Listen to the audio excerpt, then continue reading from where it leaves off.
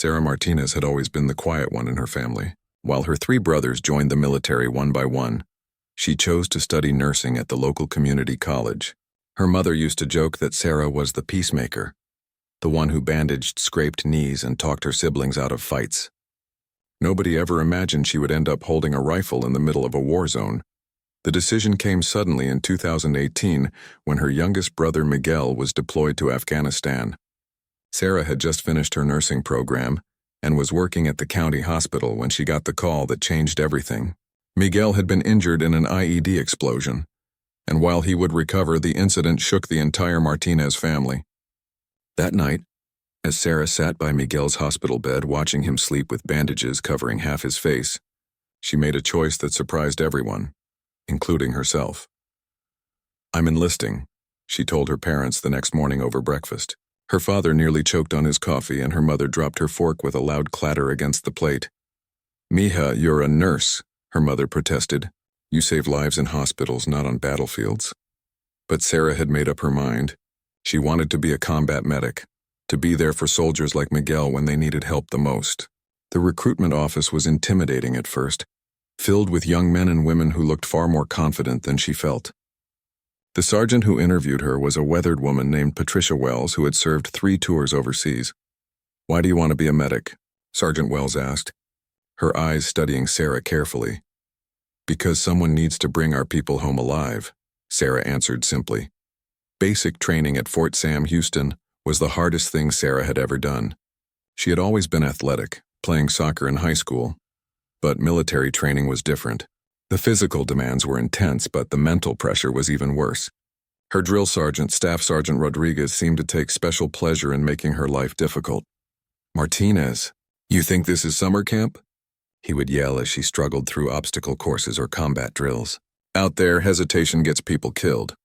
The other recruits came from all walks of life. There was Jackson, a farm boy from Iowa who could shoot a target from impossible distances. There was Chen, a computer programmer from California who was surprisingly good at strategy games they played during downtime. And there was Williams, a tough girl from Detroit who had grown up in a rough neighborhood and seemed afraid of nothing. Sarah found herself struggling with the weapons training more than anything else. During her first time at the firing range, her hands shook so badly she could barely hold the rifle steady. The sound of gunfire made her flinch, and she missed the target completely on her first several attempts. "You need to stop thinking of it as a weapon of destruction," Sergeant Wells told her during extra training sessions. "Think of it as a tool that protects the people you care about." Slowly, Sarah began to improve. She discovered she had steady hands and good focus when she controlled her nerves. Her nursing background helped her stay calm under pressure, and she excelled in the medical training portions of her program. She learned to treat gunshot wounds, perform emergency surgery in field conditions, and keep soldiers alive long enough to get them to proper medical facilities. The weeks turned into months, and Sarah found herself changing in ways she hadn't expected. Her body became stronger, her reflexes quicker, and her confidence grew. She made friends with her fellow recruits, and they began to feel like a second family. Jackson taught her how to clean and maintain her rifle properly. Chen helped her with map reading and navigation. William showed her hand-to-hand combat techniques that had kept her safe on the streets of Detroit. During one particularly challenging training exercise, Sarah's unit was tasked with rescuing wounded soldiers from a simulated enemy compound. The exercise was designed to test their ability to work under pressure, with instructors firing blank rounds and setting off smoke grenades to create chaos and confusion. Sarah found herself separated from her unit when smoke filled the training area. She could hear shouting and gunfire all around her, but she couldn't see more than a few feet in any direction. Her heart pounded as she tried to remember her training and find her way to the objective. That's when she heard it, a voice calling for help from somewhere in the smoke. It wasn't part of the exercise. One of the recruits had actually been injured when he fell into a hidden pit during the confusion.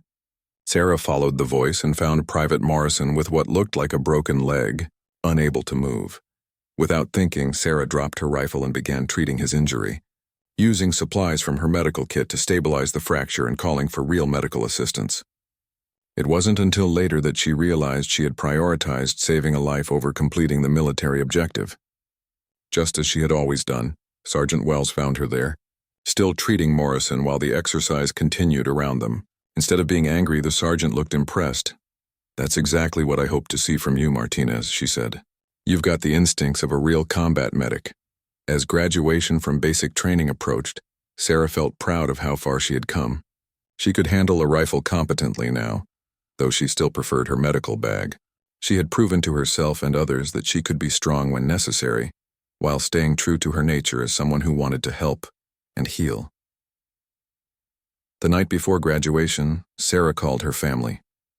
Miguel, who had recovered well from his injuries, was the first to congratulate her. "I'm proud of you, sis," he said. "You're going to save a lot of lives out there." Her parents had come around too, recognizing that their daughter had found her own way to serve and protect others. Her mother cried happy tears during the graduation ceremony, as Sarah received her assignment to join the 82nd Airborne Division as a combat medic.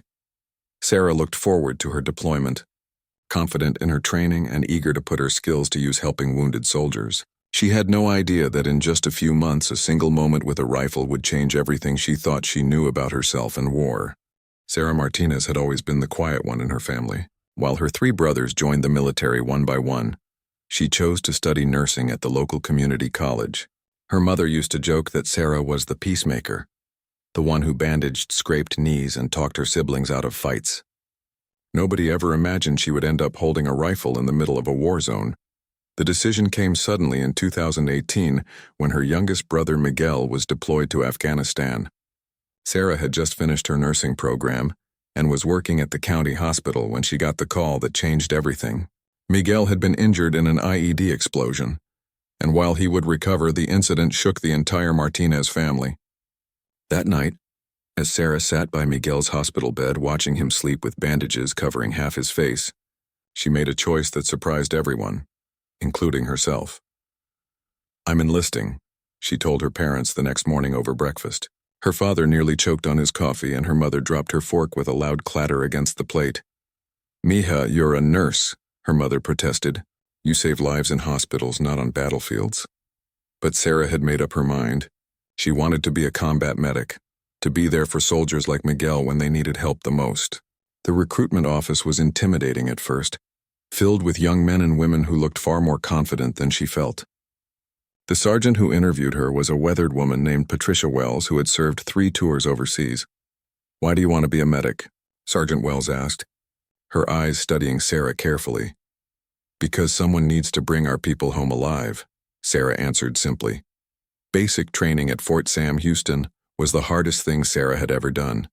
She had always been athletic, playing soccer in high school, but military training was different. The physical demands were intense, but the mental pressure was even worse. Her drill sergeant, Staff Sergeant Rodriguez, seemed to take special pleasure in making her life difficult. "Martinez, you think this is summer camp?" he would yell as she struggled through obstacle courses or combat drills. "Out there, hesitation gets people killed." The other recruits came from all walks of life. There was Jackson, a farm boy from Iowa who could shoot a target from impossible distances. There was Chen, a computer programmer from California who was surprisingly good at strategy games they played during downtime. And there was Williams, a tough girl from Detroit who had grown up in a rough neighborhood and seemed afraid of nothing. Sarah found herself struggling with the weapons training more than anything else. During her first time at the firing range, her hands shook so badly she could barely hold the rifle steady. The sound of gunfire made her flinch, and she missed the target completely on her first several attempts. "You need to stop thinking of it as a weapon of destruction," Sergeant Wells told her during extra training sessions. "Think of it as a tool that protects the people you care about." Slowly, Sarah began to improve. She discovered she had steady hands and good focus when she controlled her nerves. Her nursing background helped her stay calm under pressure, and she excelled in the medical training portions of her program. She learned to treat gunshot wounds, perform emergency surgery in field conditions, and keep soldiers alive long enough to get them to proper medical facilities. The weeks turned into months, and Sarah found herself changing in ways she hadn't expected. Her body became stronger, her reflexes quicker, and her confidence grew. She made friends with her fellow recruits, and they began to feel like a second family. Jackson taught her how to clean and maintain her rifle properly. Chen helped her with map reading and navigation. Williams showed her hand-to-hand combat techniques that had kept her safe on the streets of Detroit. During one particularly challenging training exercise, Sarah's unit was tasked with rescuing wounded soldiers from a simulated enemy compound. The exercise was designed to test their ability to work under pressure, with instructors firing blank rounds and setting off smoke grenades to create chaos and confusion. Sarah found herself separated from her unit when smoke filled the training area. She could hear shouting and gunfire all around her, but she couldn't see more than a few feet in any direction. Her heart pounded as she tried to remember her training and find her way to the objective. That's when she heard it, a voice calling for help from somewhere in the smoke. It wasn't part of the exercise. One of the recruits had actually been injured when he fell into a hidden pit during the confusion. Sarah followed the voice and found Private Morrison with what looked like a broken leg, unable to move. Without thinking, Sarah dropped her rifle and began treating his injury, using supplies from her medical kit to stabilize the fracture and calling for real medical assistance. It wasn't until later that she realized she had prioritized saving a life over completing the military objective. Just as she had always done, Sergeant Wells found her there, still treating Morrison while the exercise continued around them. Instead of being angry, the sergeant looked impressed.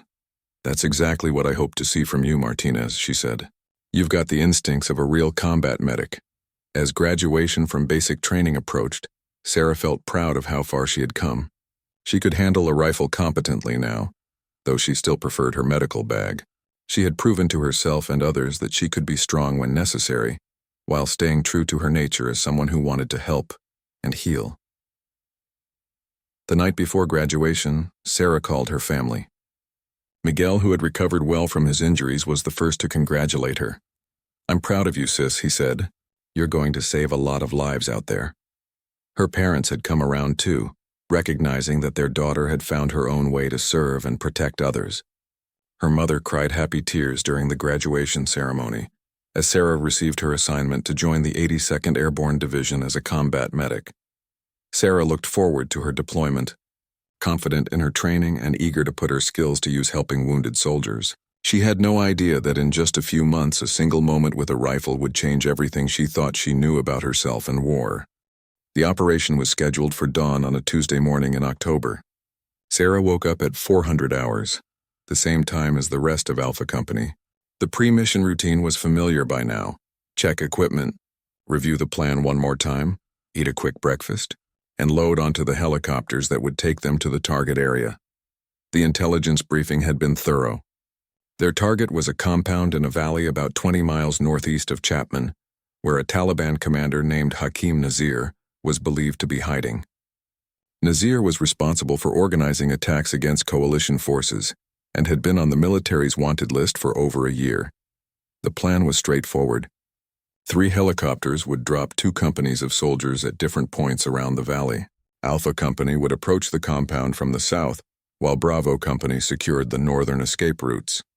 Charlie Company would provide backup and establish a perimeter to prevent reinforcements from reaching the area. Sarah's role was clear: stay with her squad, provide medical support if anyone was wounded, and help with the evacuation of any prisoners or civilians found in the compound. She had participated in similar operations before, though none had been as large or as important as this one. As they flew toward the target in the early morning darkness, Sarah could see the sun beginning to rise over the mountains. The landscape below looked peaceful from the air, just rocky hills and small villages. With no sign of the violence that had been occurring in the region for years, Thompson went over the plan one final time as they approached the landing zone. "Remember, we go in fast and quiet. Martinez, you stay close to the command group unless someone gets hit. If shooting starts, everyone knows their jobs." The helicopters landed in a cloud of dust and noise. Sarah jumped out with her squad and immediately felt the familiar weight of her medical bag and rifle.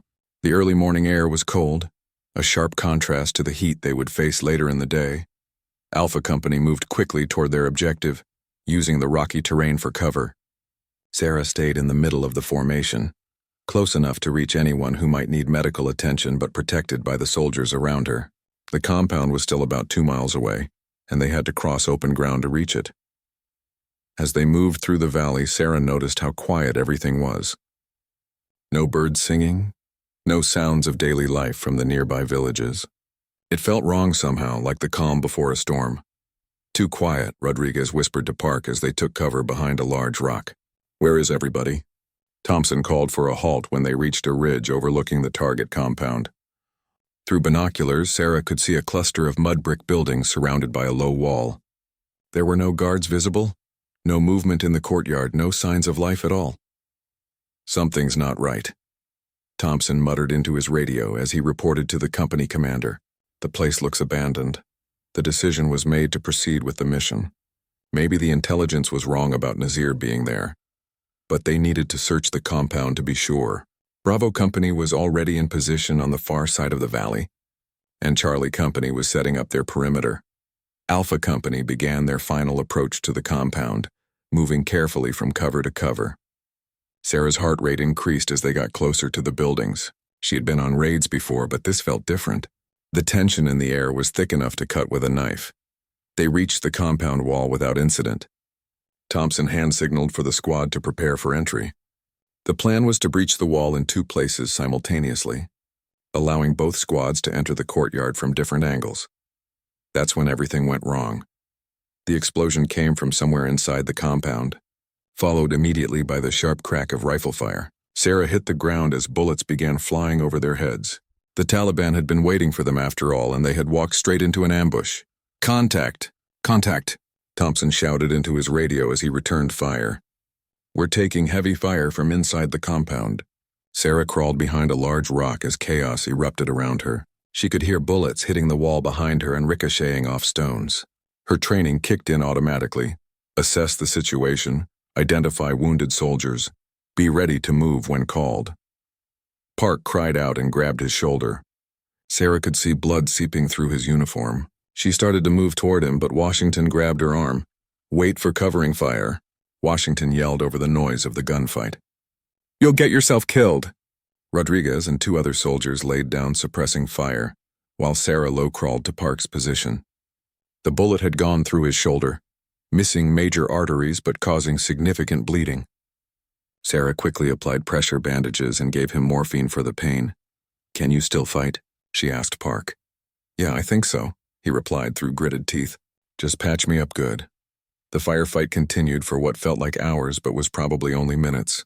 Sarah could hear Thompson coordinating with the other companies over the radio, calling for backup and medical evacuation helicopters. The Taliban fighters in the compound had good positions and plenty of ammunition. During a brief lull in the shooting, Thompson made a decision that would change everything. "We need to get closer to the wall," he told his squad. "Santos, Washington, Rodriguez, you 3 provide covering fire. Martinez, I need you to hold Rodriguez's rifle while he fires. Park, you stay put until we can get you evacuated." Sarah looked at Thompson in confusion. "Sergeant, I don't understand. Why do you need me to hold his rifle?" "Rodriguez's scope is damaged," Thompson explained quickly. "You've got steady hands and good eyes. He needs someone to spot targets for him while he takes shots. Just hold the weapon steady and point out enemy positions." Before Sarah could protest or ask more questions, Rodriguez thrust his rifle into her hands. "It's easy, Martinez. Just look through the scope and tell me what you see. Don't think about shooting, just help me aim." Sarah found herself holding Rodriguez's rifle, feeling its familiar weight but in an entirely different context than she had ever imagined. This wasn't the firing range at basic training or the practice exercises they had done at Chapman. This was real combat, with real bullets flying in both directions. Through the rifle's scope, Sarah could see into the compound more clearly than anyone else in her squad. She spotted muzzle flashes from windows and doorways, movement in the shadows, and the positions of enemy fighters. 2 shooters in the second-floor window on the left, she called out to Rodriguez, who had positioned himself next to her with his backup weapon. "I see them," Rodriguez replied, taking aim. What happened next would haunt Sarah for the rest of her life, though she wouldn't understand the full implications until much later. As she held the rifle steady and continued to spot targets, her finger somehow found its way to the trigger. She told herself later that it was an accident, that her training had taken over without her conscious thought. But in that moment, as she watched an enemy fighter move into her crosshairs, time seemed to slow down. She could hear her own heartbeat, feel the sweat on her palms, and see everything with crystal clarity through the scope. 4 shots rang out in quick succession. The compound fell silent. The silence after those 4 shots was deafening. Sarah stared through the rifle scope, her finger still on the trigger, unable to process what had just happened. The enemy fighters who had been shooting at them moments before were no longer visible. The compound that had been alive with muzzle flashes and movement was now eerily still. "Holy shit, Martinez," Rodriguez whispered, his voice filled with disbelief. "Did you just—" Thompson was the first to react professionally. Santos, Washington, advanced to the wall and checked for movement. Everyone else maintained security. But even his voice carried a note of shock that Sarah had never heard before. Sarah's hands began to shake as the reality of the situation hit her. She had fired the rifle. She had actually fired it at real people. The girl who had spent her whole life trying to heal and help others had just taken lives in combat. "I was just supposed to hold it," she whispered, more to herself than to anyone else. "I was just supposed to spot targets." Park, despite his shoulder wound, reached over and gently took the rifle from Sarah's trembling hands. "Hey medic, look at me," he said softly. "You did what you had to do.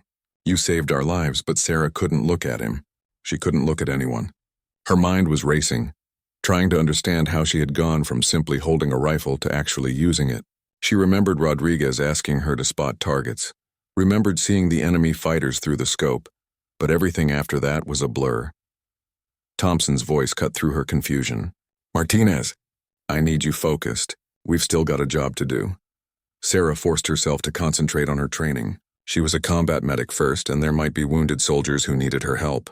She pushed the rifle incident to the back of her mind and began checking on her squad members. Santos and Washington had reached the compound wall and were reporting that there was no movement visible inside. The 4 shots had apparently been incredibly accurate, eliminating the immediate threat from the enemy position. Charlie Company was reporting that they had the area secured and no insurgents had escaped. "All call signs, this is Alpha 6, came the voice of their company commander over the radio. "Prepare to breach and clear the compound. Medical team is inbound for casualties." The next hour passed in a strange haze for Sarah. She moved with her squad as they entered the compound and began searching the buildings. Her medical training kept her functioning, treating Park's wound properly and checking the other soldiers for injuries they might not have noticed during the firefight. Inside the compound, they found evidence that Taliban fighters had been using it as a base of operations. There were weapons caches, communication equipment, and documents that intelligence officers would later analyze. But there was no sign of Hakim Nazir, the high-value target they had come to capture. What they did find were 4 bodies in the main building, all killed by precise rifle shots. The accuracy was remarkable. Each shot had been a kill shot taken by someone with exceptional marksmanship skills. The other soldiers in Alpha Company kept looking at Sarah with a mixture of respect and amazement. "I heard Rodriguez talking about what happened," Santos said to Sarah as they secured the building. 4 shots, 4 kills. That's some serious shooting, especially for someone who's supposed to be a medic. Sarah didn't know how to respond. She still felt like she was in a dream, like the whole situation couldn't be real. She had signed up to save lives, not take them. The fact that she had apparently been very good at it made everything even more confusing. The medical evacuation helicopter arrived to transport Park and another soldier who had suffered minor injuries during the firefight. As Sarah helped load them onto the aircraft, Park grabbed her arm. "Don't let this mess with your head, Martinez," he said seriously. "You're still the same person who patched me up when I got hurt. You're still the medic who takes care of all of us. What happened today doesn't change that." But Sarah wasn't sure she believed him. As the helicopter lifted off and her squad prepared to return to base, she felt like something fundamental had changed inside her. The clear line between her role as a healer and the reality of being a soldier in a war zone had been erased forever. The ride back to Chapman was quiet. Thompson sat beside Sarah in the helicopter, occasionally glancing at her with an expression she couldn't read. Finally, he leaned over and spoke loud enough for her to hear over the rotor noise. "We'll need to debrief what happened today," he said. "Command is going to want a full report about the engagement." Sarah nodded but didn't trust herself to speak. She was dreading having to explain something she didn't fully understand herself. How could she tell her superiors that she had accidentally become a sniper when she was just supposed to hold a rifle? When they landed at Chapman, Sarah went through the motions of checking in her equipment and completing her post-mission duties. Other soldiers kept approaching her, word having spread quickly about the medic who had taken out 4 enemy fighters with 4 perfect shots. "Martinez, I heard you went full Rambo out there," called out Specialist Johnson from Bravo Company. 4 for 4? That's incredible. Each comment made Sarah feel worse. She didn't want to be celebrated for killing people, even enemy fighters who had been trying to kill her and her squad. She had joined the military to save lives, and the praise for taking lives felt wrong.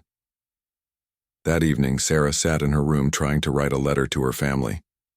She had been writing regular letters since her deployment began, usually telling them about the people she had met, the places she had seen, and the medical work she was doing. But how could she tell them about today? Torres found her there an hour later, staring at a blank piece of paper with tears in her eyes. "Hey, you okay?" Torres asked, sitting down on her own bunk across from Sarah. "I heard about what happened on your mission today." "I don't know what happened," Sarah said quietly. "One minute I was holding Rodriguez's rifle to help him spot targets, and the next minute I had fired 4 shots. I don't even remember deciding to shoot." Torres nodded thoughtfully. "Combat can be like that sometimes. Your training takes over and you do what you need to do to survive. The important thing is that you and your squad came home alive." "But I'm a medic," Sarah protested. "I'm supposed to heal people, not kill them. I became a soldier to help wounded fighters, not to become a fighter myself." "You can be both," Torres said gently. "Out here, sometimes being a good medic means being a good soldier too. You protected your squad so you could continue taking care of them. That's not something to be ashamed of." Sarah wanted to believe her, but the conflict in her heart remained. She had discovered something about herself that day that she wasn't sure she wanted to know. Under the right circumstances, the quiet nursing student from Texas could become a lethal soldier. As she finally drifted off to sleep that night, Sarah wondered if her brothers would understand what she was going through. They had all served in combat, but had any of them struggled with the same questions about who they really were when everything was on the line? Tomorrow would bring new challenges, but tonight, Sarah was left alone with the knowledge that she was no longer just the medic who held the rifle. She had become something else entirely, and there was no going back. The debriefing session took place the next morning in the base commander's office. Sarah sat across from Lieutenant Colonel Patricia Hayes, a stern woman with gray hair and intense blue eyes who had been running forward operating Base Chapman for the past year. Also present were Thompson, the company commander Captain Morrison, and Major Richards from Intelligence. "Specialist Martinez," Colonel Hayes began, looking down at a report on her desk. "I understand you were involved in yesterday's engagement at the compound. Staff Sergeant Thompson has written a very interesting account of your actions." Sarah's stomach churned as she waited for the colonel to continue. She had barely slept, spending most of the night replaying the events over and over in her mind, trying to understand exactly what had happened. "According to the report, you eliminated 4 enemy combatants with 4 precise rifle shots during a firefight. Is this accurate?" "Yes, ma'am," Sarah replied quietly, though I'm not entirely sure how it happened. Major Richards leaned forward with interest. "What do you mean by that, Specialist?" Sarah took a deep breath and tried to explain. "I was assigned to hold Private Rodriguez's rifle while he spotted targets because his scope was damaged. I was supposed to just point out enemy positions, not engage them myself. But during the firefight, I found myself looking through the scope, and then I fired. 4 times, Captain Morrison added. 4 perfectly placed shots that ended the engagement immediately." Colonel Hayes studied Sarah carefully. "Specialist, what was your marksmanship score during basic training?" "Expert rating, ma'am," Sarah answered. "But I always preferred medical training to weapons training. I thought I would never actually have to use a rifle in combat." "Your record shows no previous sniper training or advanced marksmanship courses," Major Richards noted. "Yet you achieved what many trained snipers would consider an exceptional performance under combat conditions." Sarah felt uncomfortable with the direction the conversation was taking. "Ma'am, I was just trying to help my squad. I never intended to become a shooter," Thompson spoke up. "Colonel, if I may, Specialist Martinez has been an outstanding medic throughout our deployment. What happened yesterday doesn't change that. She saved Private Park's life under fire and continued to perform her medical duties throughout the mission." Colonel Hayes nodded. "I'm not questioning Martinez's primary role as a medic, Staff Sergeant. But we can't ignore what happened yesterday. Word has already spread throughout the base about the medic who took out 4 Taliban fighters with 4 shots." This was exactly what Sarah had feared. She didn't want to be known as a killer. Even if those kills had been justified in combat, she had joined the military to save lives, and the thought of being reassigned to a sniper unit or pulled away from her medical duties terrified her. "Ma'am," Sarah said carefully, "I request to continue serving as a combat medic with my current unit. Yesterday was unusual circumstances. I don't want to be reassigned based on one incident." Major Richards exchanged a look with Colonel Hayes. "Specialist, you may not have a choice in the matter. The military has invested significant resources in identifying and training soldiers with exceptional marksmanship abilities.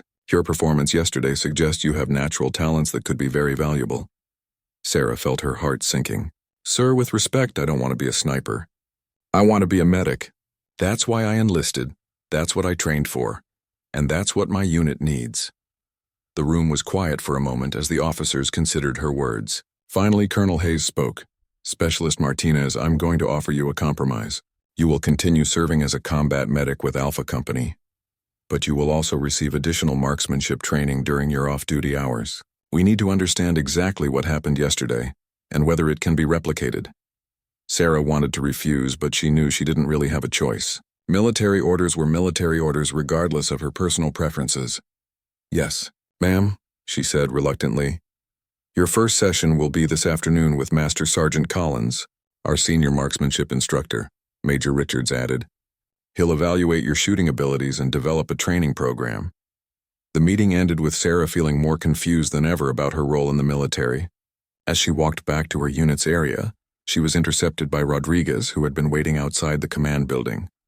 "How did it go?" he asked, falling into step beside her. "They want me to train as a marksman," Sarah said flatly. "Extra duty on top of my medical responsibilities." Rodriguez looked surprised. "That's actually pretty cool, Martinez. Do you know how many soldiers would kill for that opportunity? Master Sergeant Collins trained some of the best snipers in the Army." "I don't want to be a sniper," Sarah said firmly. "I want to be a medic. I want to save lives, not take them." "But you saved all our lives yesterday," Rodriguez pointed out. "If you hadn't taken those shots, who knows what would have happened to us?" Sarah knew he was right, but it didn't make her feel any better about the situation. She spent the rest of the morning trying to focus on her regular duties, checking medical supplies and reviewing treatment protocols with Dr. Mitchell. "I heard about your meeting with command," Dr. Mitchell said during a quiet moment. "How are you handling all this attention?" "Not well," Sarah admitted. "I feel like everyone sees me differently now. Like I'm not really a medic anymore, just a soldier who happens to know first aid." Dr. Mitchell nodded thoughtfully. "You know, some of the best combat medics I've worked with have been soldiers who could handle themselves in a firefight. It doesn't make you less of a healer, Sarah. It just makes you a more complete soldier." That afternoon, Sarah reported to the firing range where Master Sergeant Collins was waiting for her. Collins was a weathered man in his 40s who had served multiple combat deployments and trained hundreds of soldiers in marksmanship. "So you're the medic who went 4 for 4 yesterday," he said, sizing her up with experienced eyes. "Let's see what you can do when you're actually trying to shoot." The training session was unlike anything Sarah had experienced during basic training.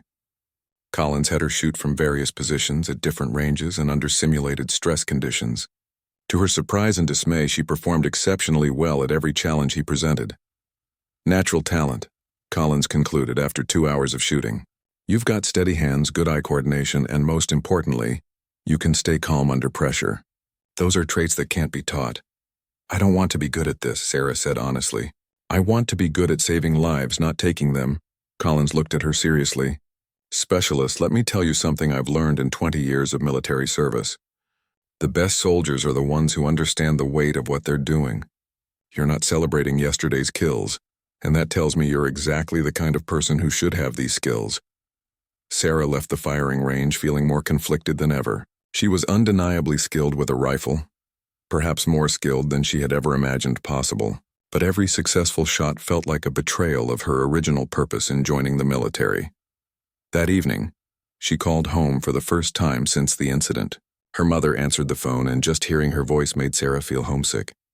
"Mia, how are you? You sound tired?" "I'm okay, Mom," Sarah said, though she wasn't sure that was true. "Just been busy with work. Have you been able to help many wounded soldiers with your medical training?" Sarah almost laughed at the irony of the question. "Yeah, Mom, I've been helping soldiers. It's just more complicated than I thought it would be." As she talked to her family, Sarah realized she couldn't tell them about what had happened.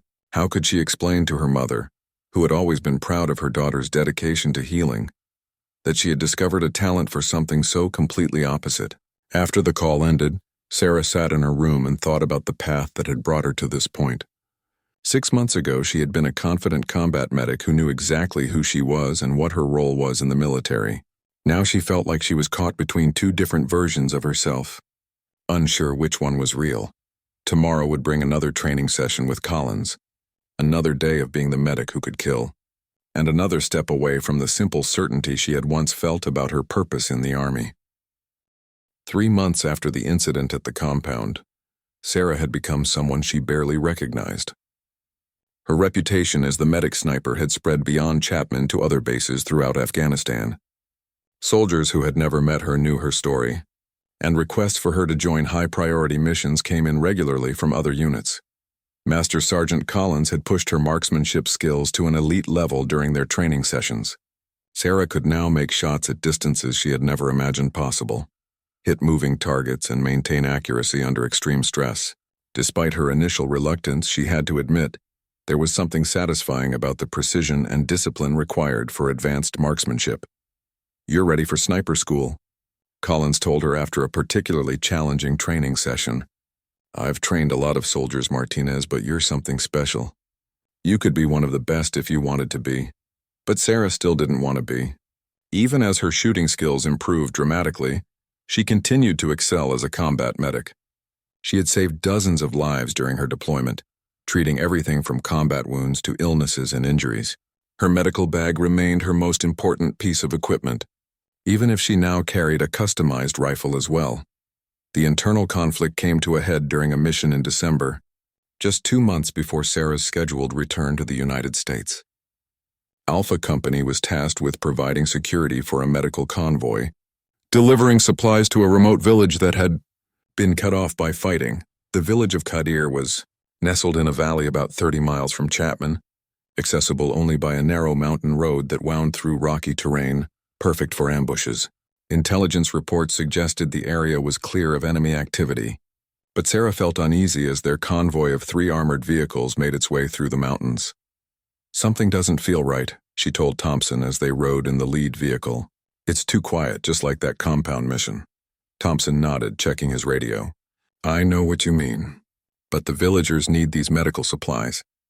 There's been an outbreak of some kind of illness, and they've had no outside medical help for weeks." Sarah's medical training made her eager to help the sick villagers, but her combat experience had taught her to trust her instincts when something felt wrong. As they rounded a bend in the mountain road, her worst fears were confirmed. The explosion was massive, lifting the lead vehicle off the ground and sending it rolling down the mountainside. Sarah found herself thrown against the armored wall, her rifle and medical bag scattered around the vehicle's interior. Her ears were ringing and she could taste blood in her mouth. "IED! IED!" Thompson shouted into his radio as gunfire erupted from the rocks above them. "Convoy under attack! We need immediate air support." The Taliban had set up a complex ambush, with fighters positioned on both sides of the narrow road and multiple escape routes planned. The convoy was trapped in a kill zone with limited cover, and no easy way to retreat or advance. Sarah grabbed her medical bag and crawled toward Thompson, who had blood running down his face from a head wound. As she began treating him, bullets crashed into the armored vehicle around them, the noise deafening in the enclosed space. "How bad is it?" Thompson asked as Sarah examined his injury. "You'll live, but you need proper medical attention," she replied, applying a pressure bandage. "How many wounded do we have?" Thompson tried to raise the other vehicles on the radio, but the response was grim. The lead vehicle that had been hit by the IED had 3 seriously wounded soldiers. The rear vehicle was intact but pinned down by heavy fire from the mountainside. "Martinez, I need you to listen carefully," Thompson said, grabbing her arm. "We've got wounded soldiers who are going to die if we can't get them out of that wreckage. But the only way to do that is to eliminate the shooters on the ridge who have them pinned down." Sarah looked through the small armored window and could see the overturned vehicle about 100 meters ahead. Smoke was rising from its engine, and she could hear wounded soldiers calling for help. The Taliban fighters on the ridge had perfect positions to shoot anyone who tried to reach the vehicle. "We need to call for air support," Sarah said. Helicopters can take out those positions. Air support is 20 minutes away, Thompson replied grimly. Those soldiers don't have 20 minutes. Sarah understood what he was asking her to do. She was the only person in the convoy with the marksmanship skills necessary to engage targets at that range, with the precision needed to neutralize the threat. But doing so would mean fully embracing the role she had been trying to avoid. Sergeant, I'm a medic, she said quietly. My job is to save lives, not take them. Thompson looked at her seriously. Right now, the only way to save those lives is to take out the shooters. I wouldn't ask you to do this if there was any other option. Sarah closed her eyes and thought about the wounded soldiers calling for help. She thought about Park, who had encouraged her after her first kill. She thought about Rodriguez, who had trusted her with his rifle. She thought about all the soldiers she had treated and saved during her deployment. When she opened her eyes, she had made her decision. I'll need cover to get to a better shooting position, she said, reaching for her rifle. And someone needs to be ready to extract those wounded soldiers the moment the ridge is clear. Thompson nodded and began coordinating with the other vehicles over the radio. Sarah checked her rifle methodically, the way Collins had taught her, and prepared for what she knew would be the most important shooting of her life. Moving under covering fire from her squad, Sarah reached a position where she could see the Taliban fighters on the ridge. There were at least 6 of them, all with good cover and excellent fields of fire. Taking them out would require speed, accuracy, and the kind of cold calculation she had been trying to avoid. Through her rifle scope, Sarah could see the faces of the enemy fighters. They were young men, probably no older than she was, fighting for what they believed was right just as she was. For a moment her finger hesitated on the trigger. Then she heard the voice of a wounded soldier calling for a medic, and her purpose became clear. 12 shots. 12 seconds. 6 Taliban fighters eliminated with surgical precision. The ridge fell silent and the rescue team immediately moved toward the overturned vehicle. Sarah had saved the lives of 3 seriously wounded soldiers, but the cost of doing so would stay with her forever. As she helped load the wounded soldiers onto medical evacuation helicopters an hour later, Sarah realized she had finally found peace with the contradiction that had been tearing her apart. She was both a healer and a warrior, a medic and a marksman, someone who could save lives in multiple ways. Good shooting, Martinez, Thompson said as they prepared to return to base. Those soldiers owe their lives to you. Sarah nodded but didn't feel pride in the shooting itself. What she felt was satisfaction in knowing that she had done everything possible to bring her fellow soldiers home alive. That night, she finally wrote the letter to her family she had been trying to write for months. Dear Mom and Dad, she began, I want you to know that I'm still the same person who wanted to help people, just in ways I never expected. I've learned that sometimes protecting life means being willing to fight for it. I'm still your daughter who bandages scraped knees. I just do it in places where the stakes are much higher. 2 months later, Sarah returned to the United States with a Bronze Star for Valor and a recommendation for advanced sniper training. She would spend the next several years moving between medical assignments and specialized marksmanship roles, never quite fitting into either category completely, but excelling at both. Sarah Martinez had discovered that heroism sometimes comes in forms we don't expect, and that the greatest service we can provide might not be what we originally planned to do. She was no longer just the girl who was meant to hold the rifle. She had become the soldier who knew exactly when and how to use it to save lives.